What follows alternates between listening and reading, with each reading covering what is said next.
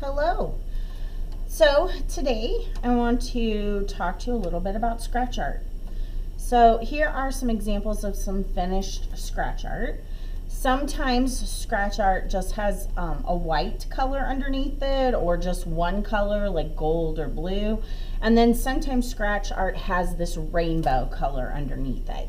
So what it is essentially it's a paper with a color, and then on top of it is a layer of black that you can scratch away to make that color show through. Now, the best way to create scratch art is to either just simply draw something with a stylus all on your own. So this is a stylus.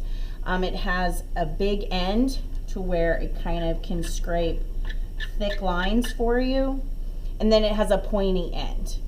And what I found is sometimes the tool can get a bunch of this black built up on it and then it won't scratch. So if that happens, just take your fingers and kind of pinch and pull away that black stuff, and then the stick will start working.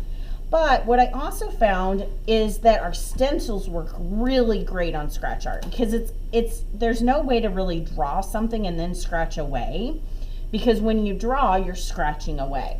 So stencils, all these kinds of stencils that I have, work really great on the scratch art, but you've got to find something that fits. And then you would just simply lay the stencil down, don't let it move, and then you take the stylus and it's like a pencil.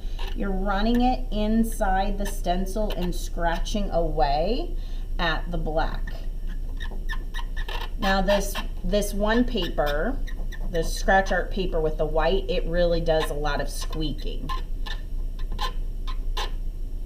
And then these larger areas, I just kind of go back and forth in them until I get most of the black out. Now, scratch art paper is expensive, so I would ask that you only use one per class. So it probably won't take you a full class to do a scratch art piece. But like anything that you make in art, you've got to show me it when it's finished. So you'll show me that you made a scratch artwork during class, and then you can take it with you. You can always write your name on the back, so if you drop it, everyone knows who it belongs to. So this is the size paper we have for the white, and then for the rainbow, it's just a square. The rainbow does scratch off a little easier than the white, but they both work just fine. So then I might take a different stencil. Maybe I'll take this fish stencil, lay it down, make sure it fits. It does fit. And now very carefully, I'm just gonna scratch. Ooh, it's moving, so I gotta hold that down. I'm just gonna scratch away at what's in the middle of the stencil. So almost like scribbling, but I'm going back over. Now you can push too hard when you're doing scratch art, and you can rip a hole in it.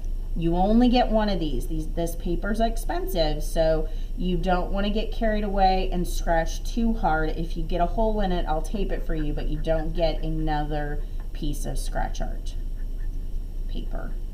One per class. Then I can remove the stencil, tap off the black scratch, and any place where there's some more black, I can go back and scratch that out. And there I have this pretty fish on my paper. I could add maybe some bubbles or some other design, or I could just leave it as is. But that is how you create a piece of scratch art.